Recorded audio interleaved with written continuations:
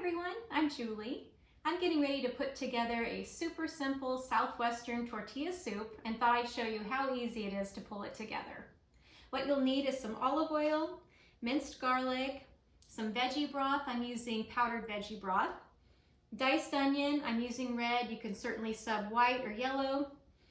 Diced green chilies, a little bit of tomato sauce, some spices. I've got paprika, salt, pepper, and chili powder, lime, corn, a mixture of beans, so I've got black beans and kidney beans, and then diced tomatoes and bell pepper.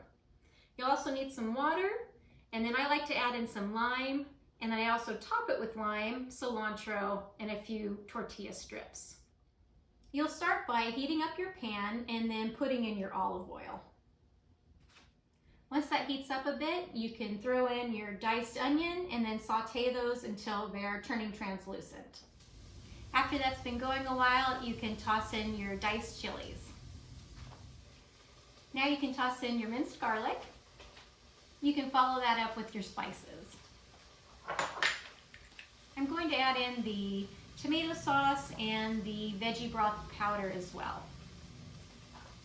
The tomatoes and bell peppers are next, followed by the bean mix. So again, that's black beans and kidney beans. I'm going to add in the water now and then let that simmer for about 10 minutes. It's time for the corn to get in there with everyone else. I'm going to squeeze in some lime and then also sprinkle in some cilantro. I'll also be adding that to the final soup as well once they're in the bowls.